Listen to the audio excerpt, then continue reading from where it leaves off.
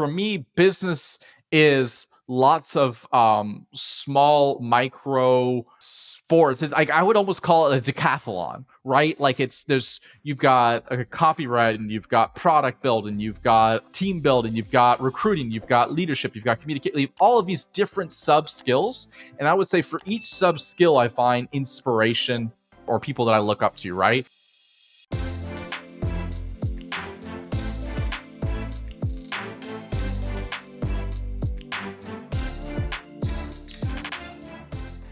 Our guest today is an American-born race car driver who is the winner of the 2013 Rolex at Daytona 24-hour race, two-time winner of Sebring 12-hour race, and is an IMSA WeatherTech pro driver.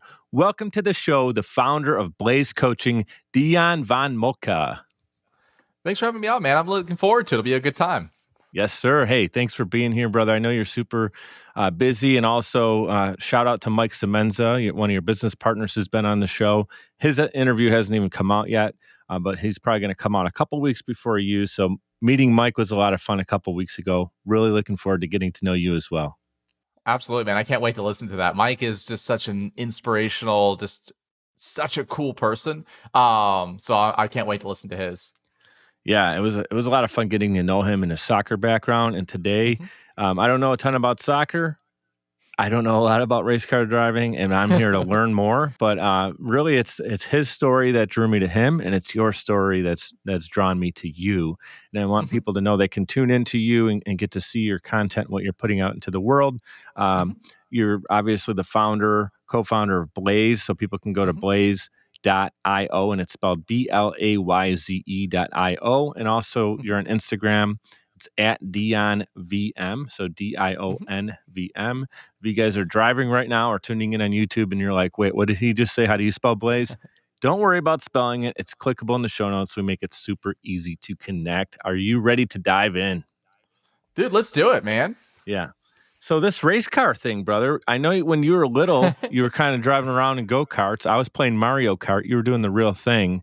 Take us to when you fell in love with this, and how did you become a pro? I mean, there's got to be a trajectory there that I want to hear about. Yeah, totally. It's a sport that I think we all grew up wanting to do, but nobody knows like how the hell do you actually get into this weird thing, right? So it actually all started from a bribe from my dad when I was about 13 years old. I'm going to date myself here. I feel old, but like when I was growing up and going to school, it was like pre-Facebook and really, pre all of that kind of cool stuff. So every time, we moved, you would have to, lose all of your friends, make all new friends. And we had moved around a lot in my life, from Dallas to Sydney to LA and then going to Miami. And I was probably in 6th grade, 7th grade, something like that in Miami. And it was a school that used laptops rather than books. So what do you think I'm doing in the middle of class all day long? Back then we were playing Counter-Strike and there was like 7 screens of all playing the same thing, not paying attention. So I wasn't exactly doing the best. So my dad wanted me to switch schools again. I really didn't want to do that, of course, as a 13-year-old kid. So he sat me down and said, Dion, I'm going to bribe you. I'll either get you a nice gaming computer or a go-kart to switch schools. So I was like, get me a go-kart. I'm in. Let's do this thing, right? Who cares where I'm going? I always wanted a go-kart as a kid. So part of me hates that story, but I love that story. Totally, right? Like, the only way I was going to have it is if I built it myself, and that was not happening. Dude, there's a lot of work to do. Yeah, it was never meant to be a career. We didn't know what we're getting into. We thought we'd just go do some fun on the weekends, but within a month I was doing my first race. Within a year I was doing national championship races, and within like a year and a half, 2 years I was doing world championships and doing well, and just kind of like hold on pump the brakes literally here, figuratively. Was your dad into race car driving? Like, how do you just get a go-kart and a month later you're already racing this thing? Come on. So, think about, what people don't understand about motorsports is it's got a ladder system, just like any other sport, right? So you would think about go-karts as sort of your like middle school, high school football team. And then rather than going to college, we switch over to race cars, and race cars. Now you have suspension and gearing and much bigger racetracks. So it's almost like you sign up for the local football or your school team. Yeah. You make the cut, you make the team, and you start playing in the games. it's not exactly the same, but it's relatively No, that the makes sense. same. You joined the football Yeah, team in 7th grade, junior yeah. high, and, a month later, you're playing in your first game. It might be, a couple handful of practices before you're getting tackled for the first time. Yeah, that kinda makes sense. Exactly. And Yeah. like, for me, I'd been practicing for a month, and we immediately said, okay, the first thing we should do is find someone that knows what they're doing that can coach me. That the first thing we did was find a coach. So my first month I was working with the coach, and he was like, I think you're ready to go for your first race. And it was a small little local race. There might have been 4 or 5 drivers in my class. And of course, we show up for the day of the race and it's raining. And I had not practiced or driven in the wet at all. So literally, like, first lap, first corner, 360, car stops, and I'm looking in the right direction. I keep going. I think I spun like 5 times that race. I was terrible. But man, was it a blast. And I think really like that day forward You that kept I kind of going. fall in love with the sport. Yeah, exactly. So Exactly. so your dad wasn't into race car driving, like, there wasn't this, like, "Hey, son, let me get you into the game, into the So profession." You know what I So my mean? dad, yeah, so my dad grew up in South Africa, and he used to do kind of off-road bikes, and my uncle did some off-road biking and Duro style biking as well. My dad grew up, back when Formula One was going to Kyalami in the 70s. He went and watched the races. He was a big racing fan. Earlier in my life, we were playing the Formula One video games or playing Gran Turismo and watching, Michael Schumacher on TV. So we were racing fans, but we didn't know the first thing about making a career or how do you get involved or anything like that. Yeah, I love that. So you were kind of that first generation to take it to actually racing and being competitive in it. With it sounds like your parents were supportive and a family who helped. Um, I don't know if this is the right word. Sometimes this is used as a negative thing, but enabled you to actually 100%. pursue it. Like, without that, it would have been very difficult. So you had this blessing kind of presented to you, um, and from there you kind of took it and ran with it, right? And so you just like started going through the trajectory. But I wanted to pause it. So you had those first couple races, and then within literally only a couple of years, how old are you at this point where you're competitively racing then? So I mean, competitively racing from that first, really within the first year, I was starting to compete at least at like the state championship type of level, and doing decent. Not wouldn't say I was doing great. Sure. Really, it's been 15, 16 years ago now, so I think it kind of all blurs together a little bit. But I started racing go-karts when I was 13, which is actually really late. A lot of kids start when they're like 6 years old. Um, so I did go-karting until I was roughly 16. So I did go-karting for 3.5 to 4 years. And during that time span, I went from first day ever in a go-kart to finishing, I think I finished 6th or 7th in the world championships in Italy, and did pretty decently well. Not a Yeah, win, so sixth still a little place in the disappointed. entire world is pretty decent. Let's just call I it what it mean, is.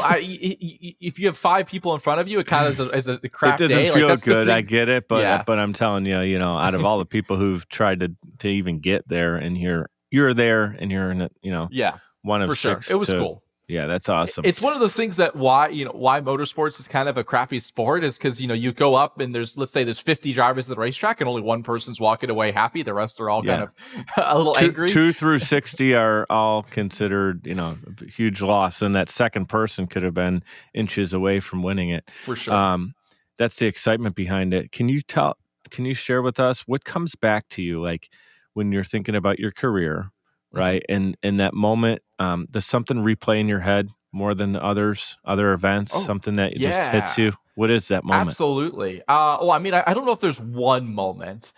For me, I look back at my career. It's the days of hard work trying to practice. Like, I think a lot of people don't really understand how technical and how difficult it is to race cars at the absolute limit. Like, it's a very technically challenging thing. So back in the karting days, really trying to like hone in on like this brake application and how hard you hit the brakes, when you release the brakes, stuff like that. From there, it was the next big thing that comes to my mind is my first ever day in an actual race car. And this was like, okay, I want to make a career in this. The next step up is to go from go-karts to cars, which this is like a different sport almost. How old are you in your first race car? I want to say I was 15 or 16 probably at the Unbelievable. time. And your family's there in the stands watching you in that first race, I'm guessing? I mean, Oh yeah, probably totally, watching totally. because it's like, okay, Dion, this is big leagues now. He's a 15-year-old in the big Yeah, leagues.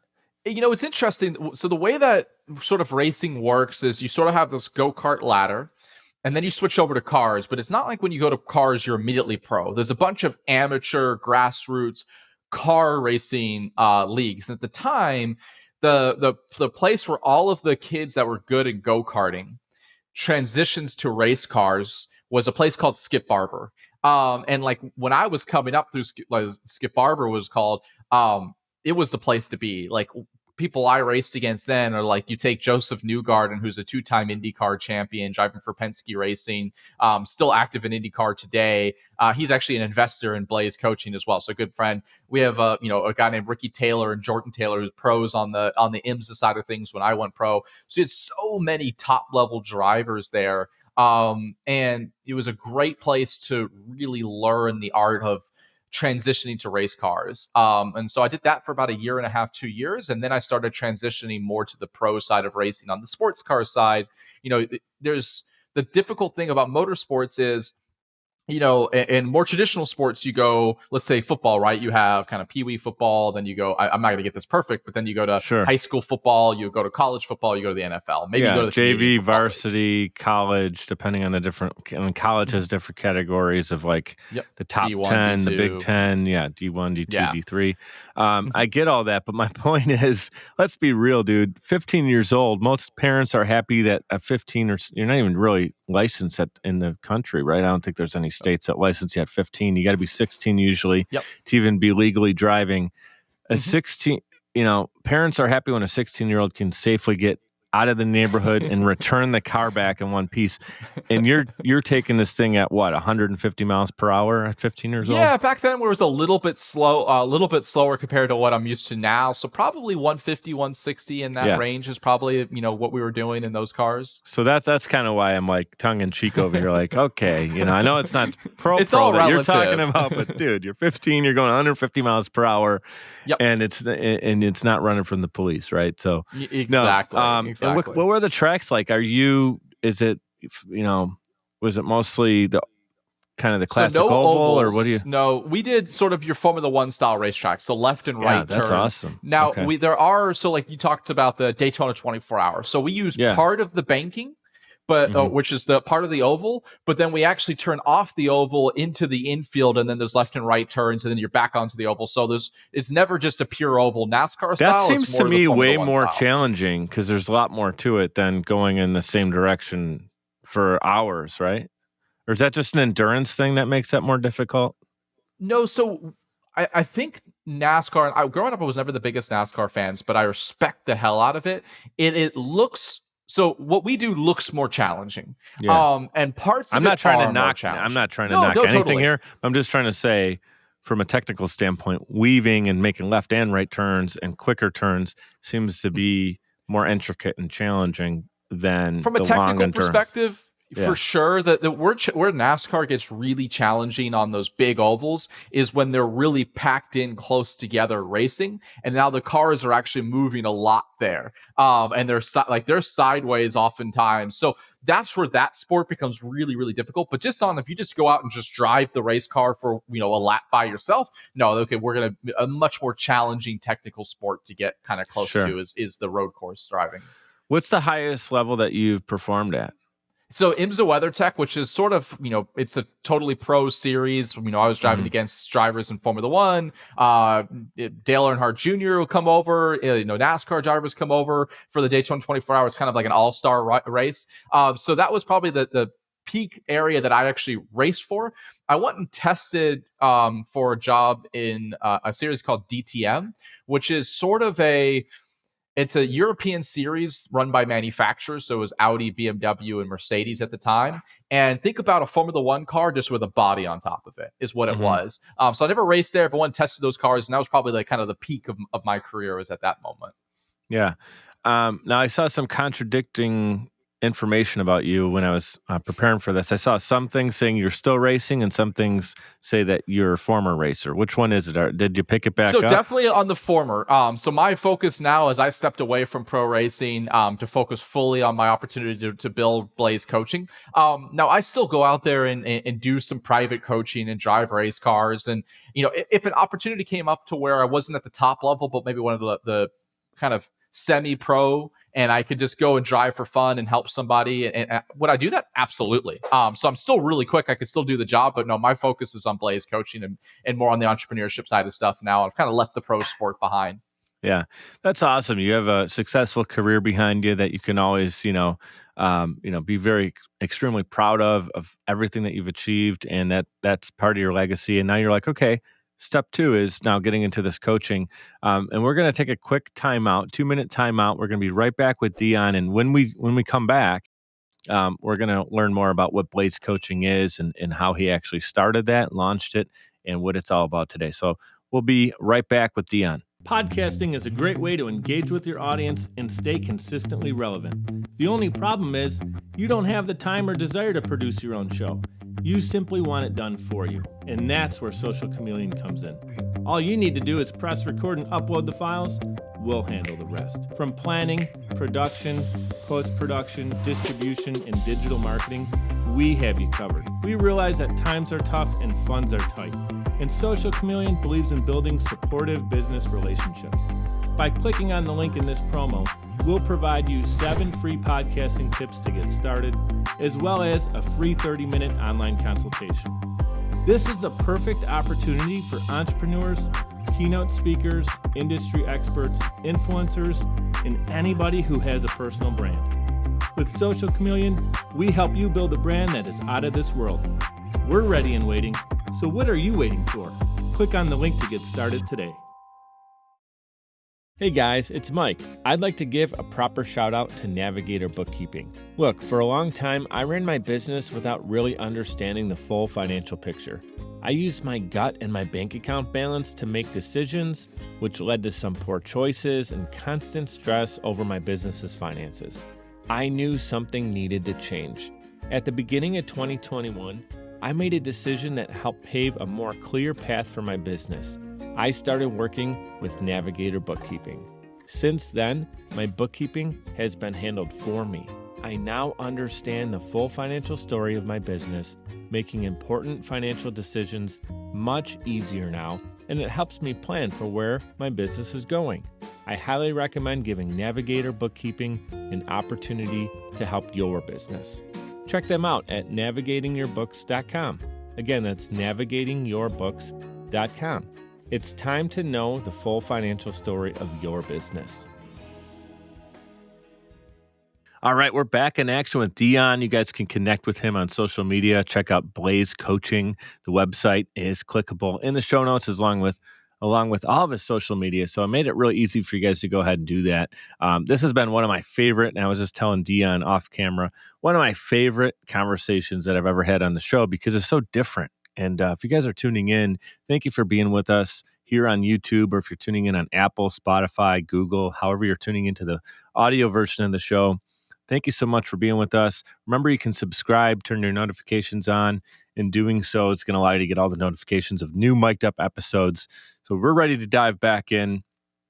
And I teased it right before the break. We're talking about Blayze Coaching. So Dion, if you can bring us up to speed on that, no pun intended.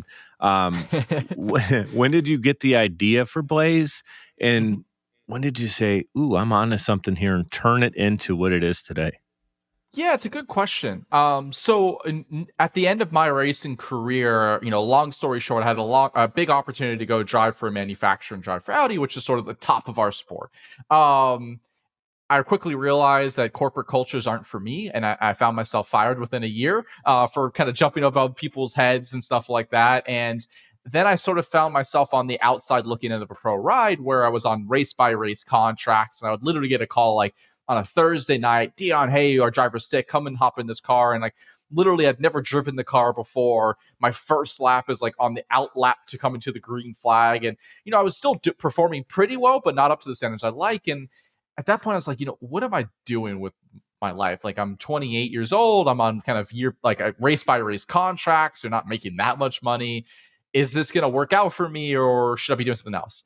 And that's where I sort of kind of trying to think, like, what's next in my life, what's next in my career.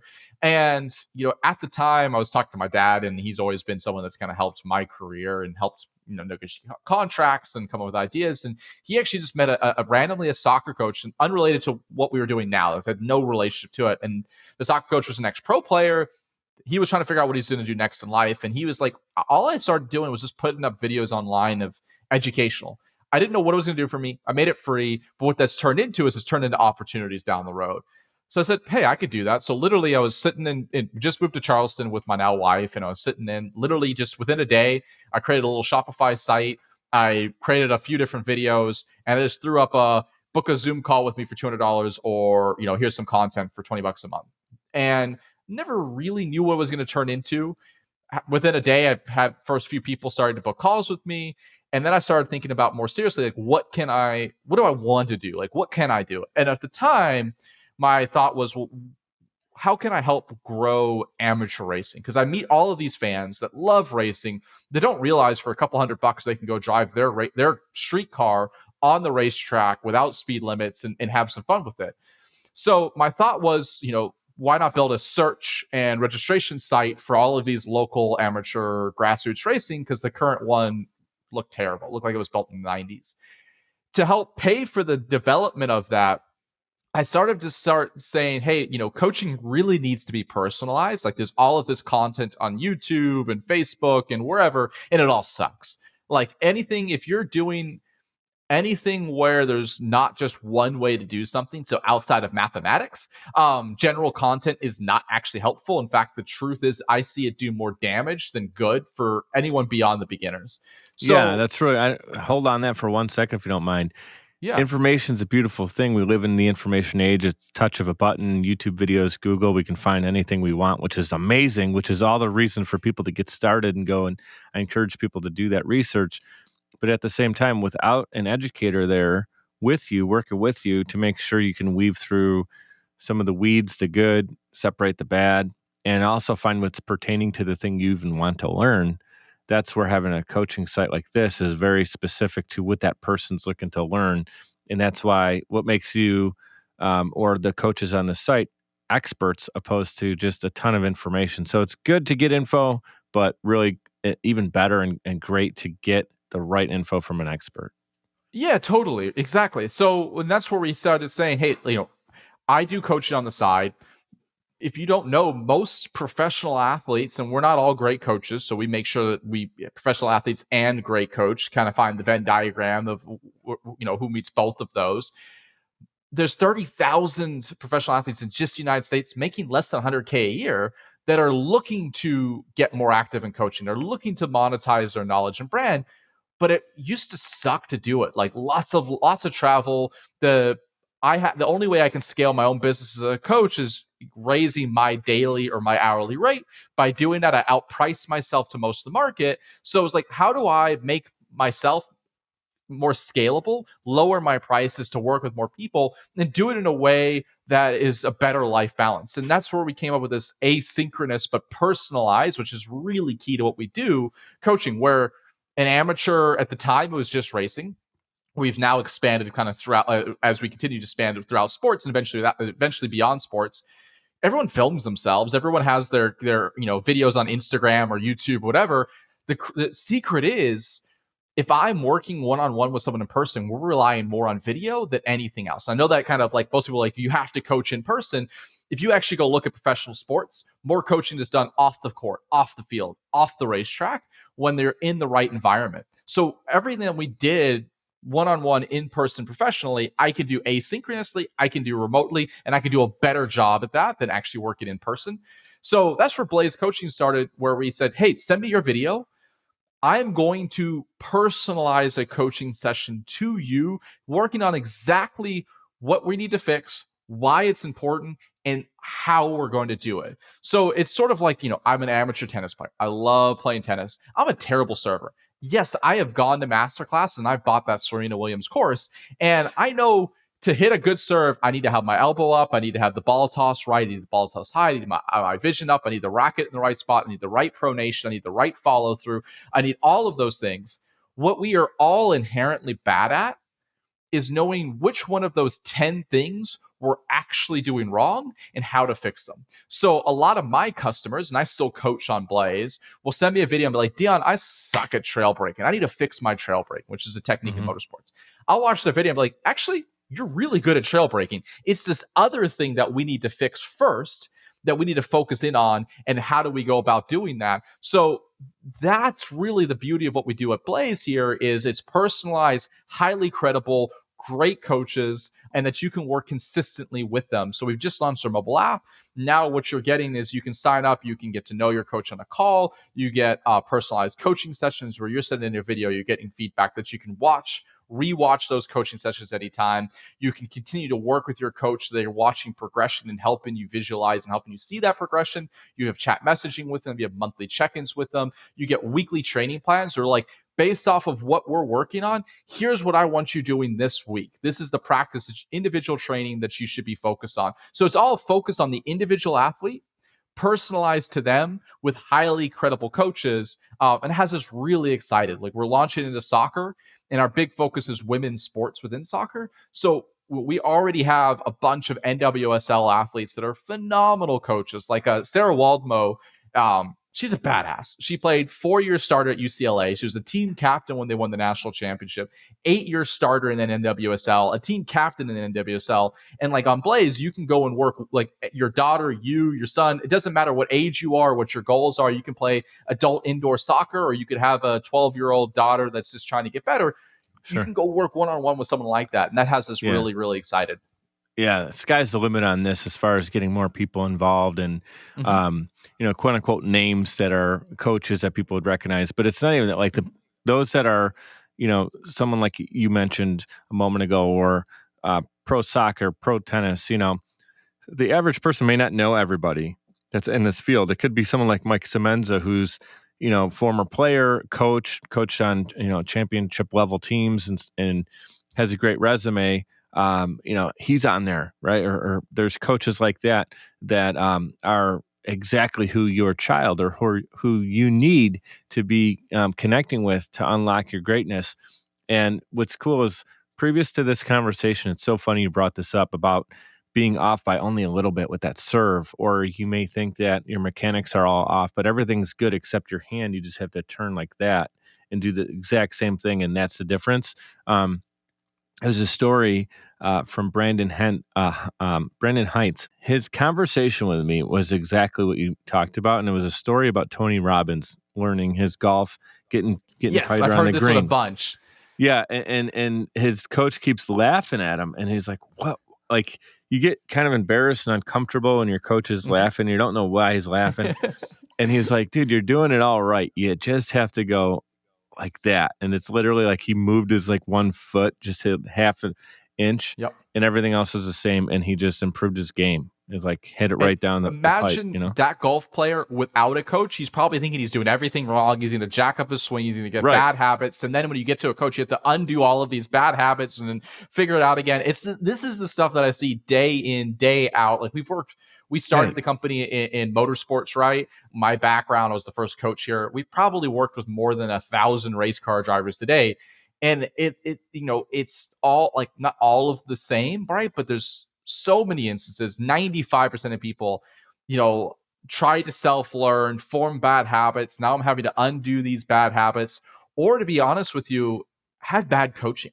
One of the things that really surprised me when we got into this is, and this is more for youth sports, but this applies to adult sports as well. Do you know 5% of youth coaches have any relevant training? 5%. Wow, I would have guessed it was the other. I would have thought it would have been 95%. When you say relevant training, does that mean so that's disqualifying? Just playing the sport doesn't make you a relevant trainer. Like, so you're talking about like you're taking courses, you're bettering yourself, almost like in education we would call that like a master, an extended education. That's imagine going to elementary school for coaches, right? Like coaching is not something like I can just play a sport and I know what I'm doing, right? That's not how this works, right? A good coach has to have empathy. They have to have high communication skills. They have to really know the sport deeply, but they have to know how to communicate that as well. And you have to learn that. Like, it's a learned skill. So 5% of coaches have any training, not even a lot of training, have any training. And that's in youth sports where there's some regulations. For adults, where you go hire your local tennis pro, your local soccer pro, your local golf pro, that's probably even lower number. And what you're going to see here is coaches all have a massive impact in our lives.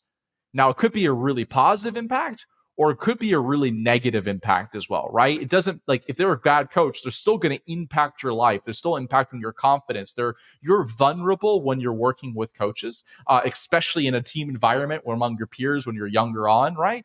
And that's where we look at this and it's like, this is such a large opportunity. There's the average coach in the United States makes $35,000 a year. So immediately, almost anyone that's a good coach isn't coaching because you can't make real money doing it. So that now lowers the amount of good coaches, which lowers the amount of access to good coaching. All of these negative things spiral from it. But if you actually look at, there's a scientific study, and I'm going to get a little bit in the weeds here, but I promise it's relevant. Okay. Called super good information to know. Yeah, for everybody to know this stuff. Yeah. Absolutely. So there's a study called Bloom's 2 Sigma problem. And what they did was they took kind of group general learning, and they wanted to see what's the impact of like one-on-one coaching, one-on-one learning, personalized learner. So what they did is they took this group classes, group learning, and they took one person and they gave them access to one-on-one coaching. What they found was when they took that average person, so they're performing in the 50th percentile, a little bit of middle school math here. I promise you'll follow along. And all they did was give them one-on-one coaching. The person in the 50th percentile jumped to the 98th percentile. So the average kid jumped to the top 2%. The only thing that changed was individual high-quality coaching. So it is a massive unlock of potential, but it's not accessible. It's not affordable. Most people don't have this individualized coach. Right. So what we're building here breaks down the barriers of access to professional, personalized coaching. It helps our coaches have a better work-life balance. It helps them earn up to 10x more money doing it, which then lets us get even better, even more high-quality coaches involved. And now we can really start to roll with this thing. And yes, we're building it in sports today. Sports is our focus initially because that's my background. It was the easiest thing. But this applies to almost anything that we do. It applies to school. It applies to dance, arts, music, whatever it might be. So that's really the large opportunity that we're trying to work towards now. Yeah, dude, mic drop moment, man. I can tell your passion is the fire in you is burning right now, and I could feel and see that. That's why I wanted you on the show, because I knew that this is something that can connect. There's a lot of entrepreneurs, business-minded people, and high performers tuning into the show looking to level up, and that's why I wanted you on. Awesome. And another great way to level up is I'm pro coaching, right? I work with a personal coach that helps me kind of as a life coach, also a business coach, awesome. Somebody who does both. And how'd you find that person? Mikedup. I interviewed actually I work with Dr. Jamil Sayed. Very cool. So a lot of people know him, and but I didn't know much about him, and I interviewed him and heard his story, and I was really kind of taken, by his story, and then the things he talked about really hit me. And then I started a mastermind group and invited him into it. And then every time we were meeting, just feeding off of every time he spoke, he didn't speak to hear himself talk. He spoke to really educate, help. And you could tell he was a great listener, right? And his thing is like, I listen first, and then I provide insight second. He's like, we dance in conversation. That's kind of his tagline. And that's why I decided I'm going to hire him, because he was someone who really listened and understood me, and then provided extremely valuable insight. Like you're talking about with your coaches on Blayze, they're highly qualified. They're people who've been in it, but they're also continuing to better. Like a coach has a coach, right? Like Tom Brady has a coach, 100%. right? 100%. So we talked about Aaron Rodgers. We both love football. These guys have coaches, right? The best of the best. So if someone's sitting here and they're like, oh, I know it, I've been in it, I've done it before, I played the sport, or I've done the business and I'm successful, it's like, okay, well, maybe you're a 50 percentile successful, you don't realize it yet, but you could be a 98 percenter, and all you got to do is change your foot on the green, just like Tony Robbins, to hit that fairway different, The funny thing to me is, so when we started this company, when you start any company, there's going to be the blockers, the reasons why what someone would say no. And you always think about like, what are those going to be? And you try to work towards those. The number one reason why someone says no to us or no to coaching right now surprised the hell out of me. You know what it is? Most people will say, you know what, I'm not ready for a coach yet. Let me just fix these things and then I'm going to come to you because I got to get better. And I look at that and I'm like, you know, if you heard earlier in the story, what's the first thing that we did when I went karting? The first thing before we had a go-karts, I got a coach. I was like, well, I don't even know what the hell I'm doing. Let me get a credible source, right? Why and create all this problem that you then have a coach is going to have to course correct all these weird mistakes and bad habits and stuff that could have started to be improved from day one, right? You learn how to do it correctly. I look at like, you know, building this company as well. You know, at the time, I didn't know what I was doing. It wasn't like meant to turn into this thing. And I just started I'm a person that just does something. I don't think a lot about it. I'm just like, let me just make progress. Action taker, so man. We need a lot more action takers in the world. Well, I mean, I think there's a happy balance, right? Because I didn't do coaching. I didn't do any of that because I didn't even think about it. And now that I'm really fortunate to have, you know, some amazing investors in the company and really great advisors that are coaching me, I had to redo a lot of stuff and undo a lot of stuff. And we've had a lot of pain. It's taken us a lot longer to get to where we are today because I didn't have that knowledge early on. So this applies to everything, right? I don't care how old you are, how good you are, like what your goals are. This is going to just simplify everything. And this is just coaching in general. Yeah. So good, man. Again, not only that coach has a coach mentality, but you're someone who led with a passion of yours, turned it into a business. You took immediate action. You kind of failed forward, right? You learned, you continue to adapt, learn, and grow. I'd love to hear a little bit more about some of the business, not necessarily the coaching. You could share that too, but who have you either studied or who inspired you in business? Because you have this race car driver background, and you're a highly competitive person and a high performer, which gives you all these great traits in business. But then where did your business inspiration come from? Man, it's a good question. So to be completely honest with you, I think the way I think about this question is, for me, business is lots of small micro sports. It's like I would almost call it a decathlon, right? Like you've got a copyright, and you've got product building, you've got operations, you've got team building, you've got recruiting, you've got leadership, you've got communication, all of these different sub skills. And I would say for each sub skill, I find inspiration or people that I look up to, right? So when I think about this today, like the thing that I'm really trying to dive deeper into is copywriting right now. And I'm literally, if you asked me a month and a half ago, like, are you a good storyteller? Are you a good writer? Are you a good copywriter? I'm terrible. I'm not a good storyteller, not a great copywriter. But there's someone his name's Sam Parr. I'm a big fan of his. I think he's great. He built a company called The Hustle. And he's got his own copyright course. And it's a really basic, easy course, but you start to learn the fundamentals of copywriting. And so, like, I look at him now as someone that I'm learning from. And I know he had a coach. This guy's name is Neville, right? So I'm learning from the coach that he worked with and now him. So I would say that's one aspect, from a business, how we think about the product, stuff like that. We have an advisor to the company named Andrew Waite. He actually was a customer of ours. He races for fun.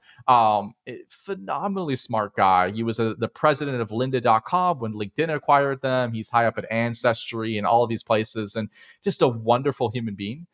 So he lived when I was in the Bay Area. He lives there. We would meet up for coffee and we would just talk through things. And he's on the board of directors for the few different companies as well, that are a little bit later stage than us. So kind of understanding how we think about that.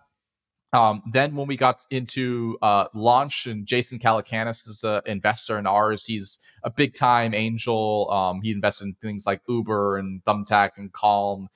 Just, we don't spend a lot of time with him, if I'm being honest with you, but just seeing how he thinks, how he runs a company, how he discusses product, how he thinks about product. Also, the reality is fundraising is a lot of what we do, and how to tell your story to investors and all of that. Like, I would say he's an inspiration on that standpoint. So you kind of see where I'm going, right? Where there's lots of little smaller inspirations on how you think about things and building a company. Yeah. I'm not going to necessarily disagree with you, but also kind of just reflect on what you said there. You said, I'm not a great storyteller. I'd argue with that. I think you are a great storyteller, at least at I this point. I don't appreciate know. that. I don't know where you were before, but everything you told today is part of your story. And so it is Yeah. storytelling.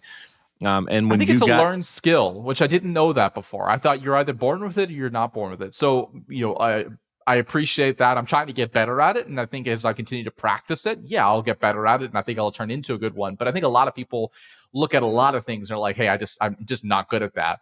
But the Mhm. reality is, it's like you haven't actually tried to practice it. You haven't tried to learn it. You haven't tried to pick it up. Yeah. And if you just try to The do it, answer I is, think you can okay, get better great. than you think. Now go get better at it. Yeah, Like, okay, good. You exactly. identified it.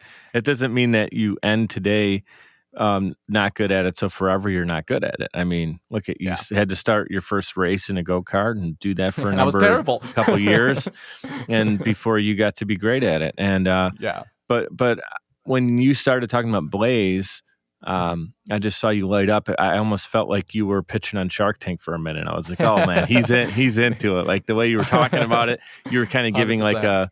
a there's a market for it and explaining why you're making different decisions in it. So I was actually listening back to that as my entrepreneurial cap went on, and I could tell that you've highlighted all those things, and you've been in the meetings where people are asking you questions because you were speaking to it without even realizing you were doing it, which is really cool. I was going to ask you because there's a lot of people I can connect you with, investors and people in business. Maybe if you want that, we can do that off camera. Love that, man. I'm all about There's it. so many great people I want to introduce you to. That's why I love doing this show. It's meeting new friends, hearing new stories, being inspired personally, knowing the audience is benefiting, and then also connecting so many of these great guests I've had, so many people together.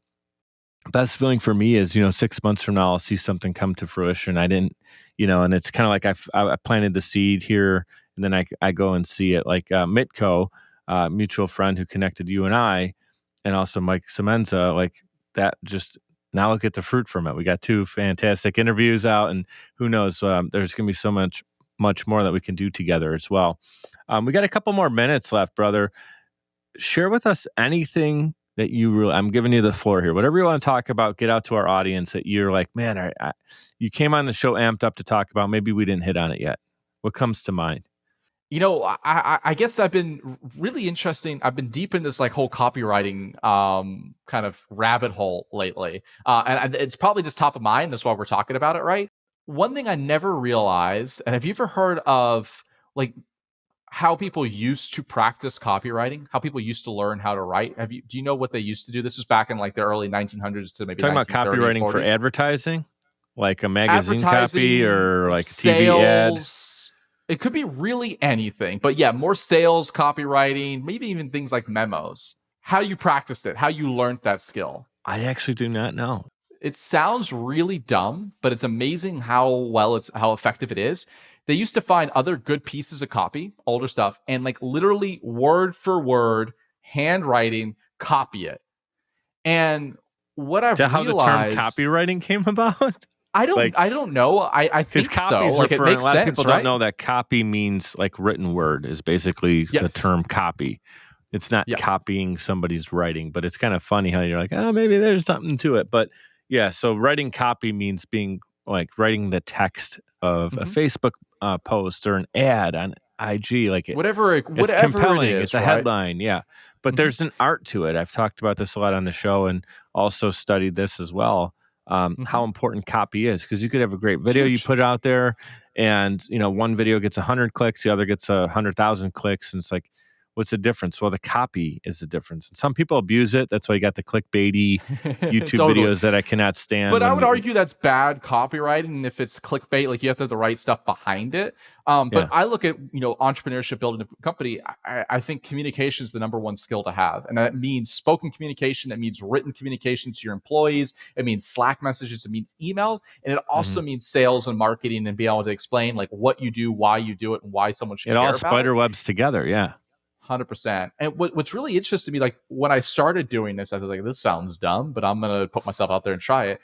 And like the best analogy I've got for it was almost like if you're, if you listen, you take the city you live in and you drive in your car around it, and you see the same things every day. The small change from driving to like riding a bike, you notice more little things. And then if So you then go true. walk, you notice even more smaller details. And Wow, by that's so just good. reading it, you just kind of skip through it. But by actually physically writing out, there's so many times where I've noticed like I'm starting to write and I'm like looking at what I'm writing, and I'll notice like I just start inserting words that I would naturally think they're there, but they didn't put there. And I have to kind of stop myself. And you start to notice like just small little things that they're doing. And you think about why they did it and why it's effective. And it's the opposite of what we learned in school, like literally the opposite of what we learned in school, where, you have to talk about, you have to like make the paper longer and you have to add words in there. And you have to say things like the beautiful chiseled man did something, and real Right. copywriting is like you Like, you write like gotta you do a talk, 10-page essay, and you're like, "Oh, man, I gotta really everything's gotta be longer."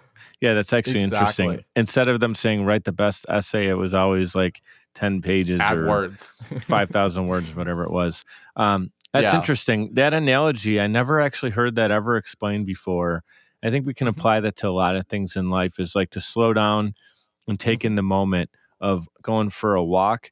What you notice, I rollerblade now, and so it's kind of similar to like going for a walk, but it's much slower motion than obviously driving the car. And so I notice like all the imperfections in the street. I'm like, man, like, because especially rollerblading, I'm looking for the smoothest patches to, so I'm not ending up on my face. And you start to notice like, man, all the cracks in every sidewalk or all the things you're avoiding. But when you drive a car, unless there's something actually in the road that looks like you don't want to run over it, like a spike or an animal or anything like that's important to your driving, you're going past all those little imperfections in the gravel. But when you're actually on there in blades or walking, you notice it all. And then, talk about the highway, like you're literally missing every little, you're not going to notice anything on this barely of what you're driving over. So I think that's really important in life, to slow down. And you're talking about copywriting, which is a cool way to think about it too, is the detail in every word. And the thing I'll say too, to add to it, and kind of add to the value you already just dropped, is realizing that less sometimes is more, and the importance of, the importance of what you're saying is in the message and how someone feels, not always the longer elaborate words.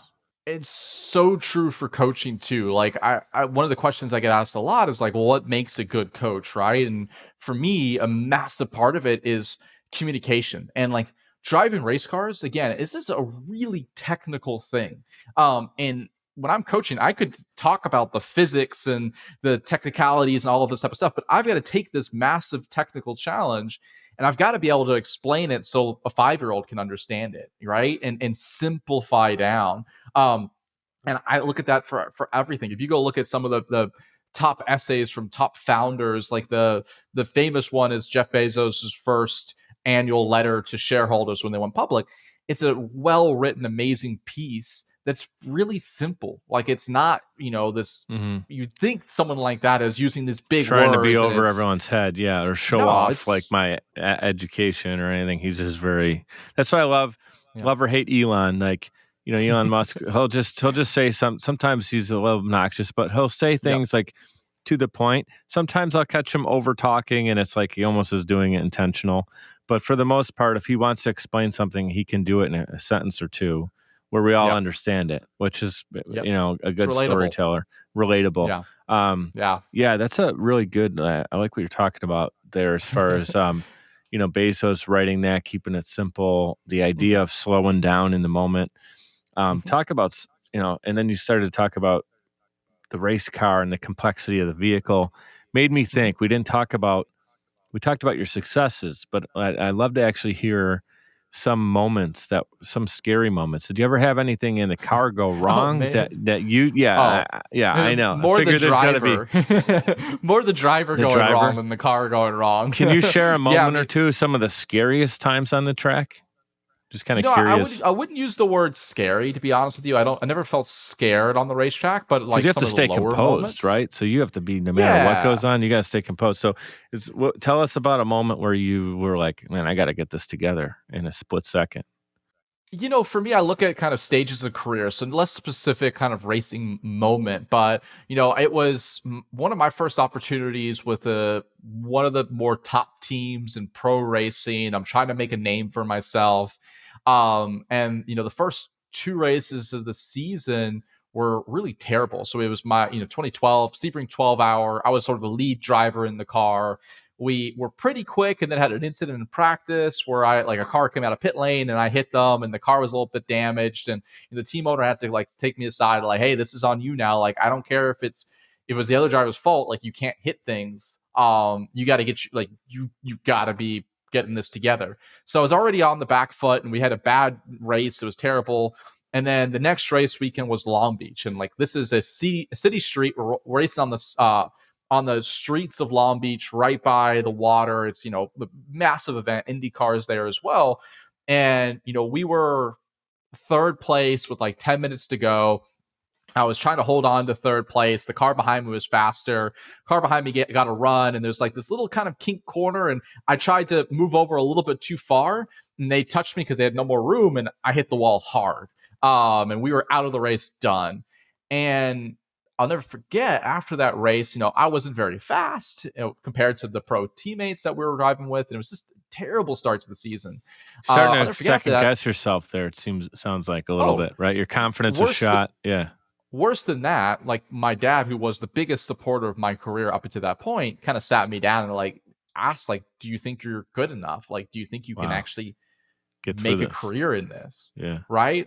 So we just. How old were you in that moment? Do you remember, roughly? I was probably 21 at the time. Okay. 21 in that ballpark. And how many years did you race after you're 21? Another 8 years. Okay. So you still had a good run ahead of you. So you it changed me. It changed me, right? So after that, we went back. We had a small break to the next race. We went back to South Africa to see some family, and it was just. I was pissed off after that, to be honest with you. Your biggest supporter all of a sudden kind of questioning you. It definitely lit a fire into me. And went and trained hard. Very next race, I got my first pro win. Actually overtook my much more experienced and, quite frankly, quicker teammate on the last lap of the last corner to win that race. And then that kind of set me onto a much better trajectory. So talk about kind of your lowest of lows to the highest of highs, first pro win. But the adversity has fueled you, because you allowed it to fuel you instead of it. It could have ended your career right there, because you could have went in the opposite direction. But it happened for you, and you realized it and said, "Hey, man, how am I gonna push forward now with this information, with this gut wrenching feeling of, am I good enough?" Now my dad, my biggest fan, my biggest supporter, saying, "Dude, do you got it in the tank?" I apologize for all these analogies. I'm not even trying to make the puns, but do you think you're good enough? That is a crazy question but a really strong question for your dad to ask his 21-year-old son. And totally. if it fueled you, there's another bad pun, for 6, 7, 8 more years, right? So that's awesome. I love to hear those comeback stories and the adversity stories. We're gonna talk about stories and writing and copywriting. You're leading me right up to our last question, because we're running out of time here. And so I want you to put your cap on and think about this for a second. You're the author and protagonist in your own life story, right? You get to write the ending, and God willing, you continue to live a long and prosperous life. You're looking back on it, you're reflecting on it, and you get to define your legacy. What would that be? Gosh, man, that's a hard question that I've never Save it for the thought end about, right? Yeah, well, you're married. Do you have any? Do you have children? No children. Okay. Yeah, just still early for married. that. Cool. Happily married, for sure. So the question is, if I'm writing my own story at the end, what is the highlights? How would I summarize my life? Was that the question? Yeah, the impact. If someone goes back and they're like, "Oh man, I either met Dion, or I studied his career, or I watched some videos of him," and what are you leaving that person feeling, or with, or what does your? I would hope that resilience is probably a word that would come to mind. We talked a little bit about that before, but man, I've had a lot of failure in my life already to date, whether it's building this company, whether it's through racing days. But I'm usually pretty good at using that in a positive way. So I would say kind of hopefully helping others around me get through their lowest, toughest, darkest moments, and how do you actually turn those around quickly into positive momentum. I would say that's what I would hope that people kind of take away from my life in the back Yeah. and in the They future. could Now they can it'd be get nice that to from not you have right less on of the those in the future too. No, absolutely, man. I the cool thing is you're already doing a lot of what you said. You've done it in the past. Your career on the racetrack shows that. But I also feel that Blayze. I mean, I know it's already blowing up, right? It's already taken off like crazy, and here we go again. It's on the but all the Oh, racing you still analogies have are tons coming of those out. same I don't moments. know what Yeah. they're doing, but Blayze. I've researched it. Mike talked about it. Mike Semenza talked Mhm, about it. So I'm very mhm, familiar with the platform, and I do mhm, believe that this, and it may be one of many companies you have. You're a young guy, so you may have different mhm. iterations of it. You talked about it Mhm, starting at sports. It can get into maybe business, and entrepreneurship, and mhm. everything.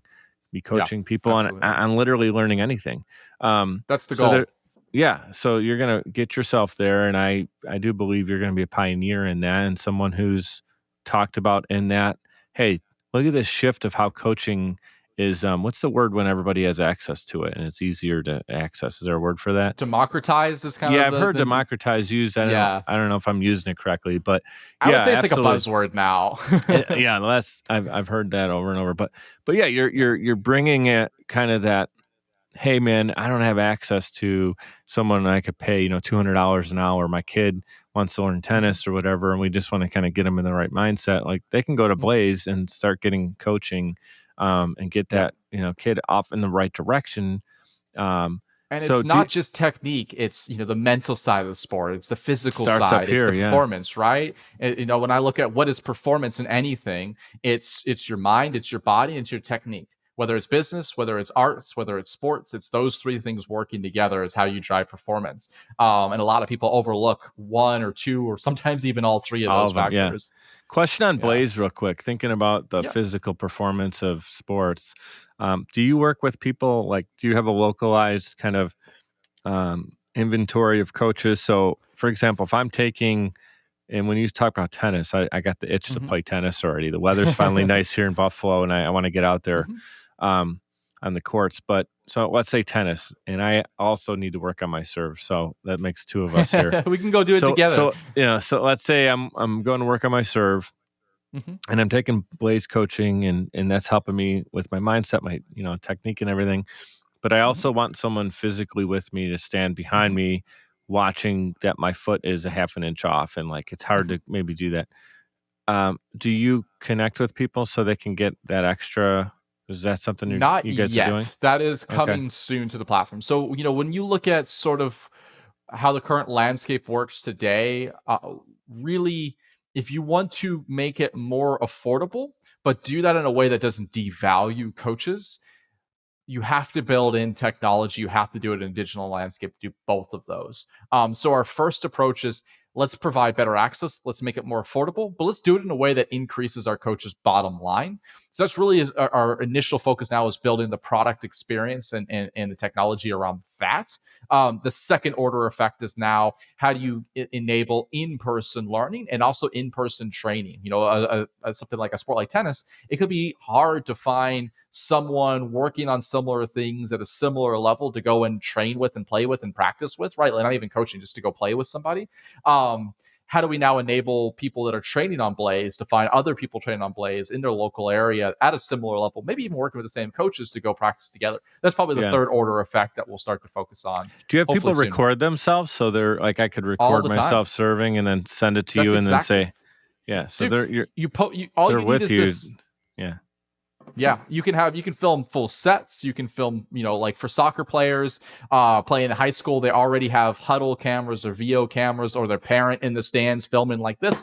They can send in game footage, so our coaches are talking about tactical and technique based stuff. Or if you're with a soccer ball practicing drills in your backyard or a local field, you post up your phone on the water bottle like you're filming an Instagram video.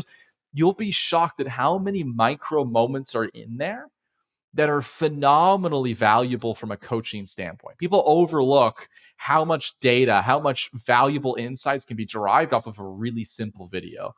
So it's super, super easy for customers, any camera system. Also, if you have data, if you have a Whoop band, or if you have, for soccer players, like a Playmaker, which tracks all your movements. On the tennis side of things, I think it's like a Swing app, or I forgot what they're called, where you can do like in and out. They'll show you your RPMs. It digitizes your motions and all your physical activity.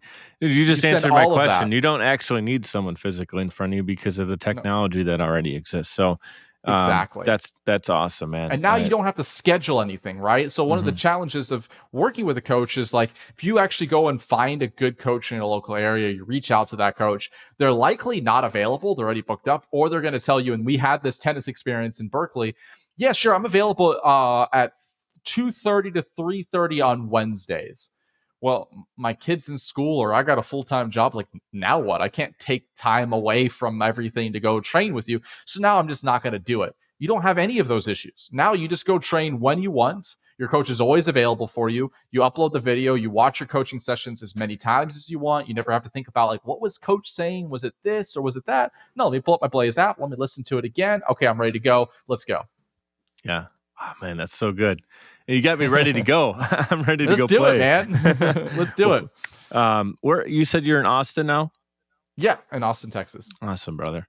Yeah, so it's a good spot to be. If I make it out in the Austin area, I definitely will give you a shout, and we can get together, and you can kick my rear end on the tennis court if you want, because I'm not very good. I played Me neither. I played in high school. I was 9th, 10th, 11th grade. I was kind of like the first team doubles. And awesome. If someone was sick, I might have been like the 3rd or 4th string singles player. That's about where I was. Man, I'm like, we're just getting started. We're probably like a 3-5 player, maybe trying to get close to a 4-0 on the bottom end, and we do it for fun. I'm definitely a competitive person. I want to get better. I hate sucking at something, and I suck currently. My biggest strategy is it's staying alive and let the other guy beat it. I don't have a lot of winners, but that's what it is, man. You're going to hit way more defensive shots than winners. And if at our level in amateur tennis, people are going to hit way more mistakes and way more so you just unforced errors than winners. Exactly. Yeah. Once in a while, frustrated to play against you. I'll hit something and I'll go, meant to do that. No, it hit way better than I anticipated, 100%. So I just want to say, this was a fun interview. This was a great conversation. I really enjoyed the fact that we got to finally meet. I know we've been anticipating this for a long time. Cheers to your continued success. You've already had a successful career in sports and coaching. Now you're taking that coaching to a whole new level. You guys are killing it at Blayze. And I want to wish you the highest level of success and then some. And you got a friend here currently in Buffalo, New York, who knows where I'll be in the near future. And just really, really grateful for you coming on here, sharing your story, and helping people out today. I always end the show with this: be great and be grateful. Thank you so much for your time today. Thank you so much for having me and all you do. It was a lot of fun, and hopefully can't wait to be back on soon. Awesome. I'd like to give a huge shout out to everyone for tuning in, especially those who listen all the way to the end to hear this message. Seriously, I appreciate you, and my guests do as well. Giving a quick reminder to subscribe to this show. It's completely free and will allow you to receive notifications when new episodes are released. If you'd like to provide a tip as a gift, you can do so via patreon.com/Mikedup. It's spelled MIKED up. Patreon.com/Mikedup. You can give as little as $1 per month or as much as you'd like. Every dollar is greatly appreciated and completely unexpected. Appreciate your reviews and your messages coming in on social as well. Keep them coming. Your feedback is valuable and absolutely means the world to me. You can check out more episodes and content at mikeduppodcast.com. We're powered by Social Chameleon. You can also follow me on Instagram. That's where I'm the most active, and it's at Mike DiCioccio, MikeDiCioccio. Thank you so much for your continued support. You guys know what to do. Be great and be grateful.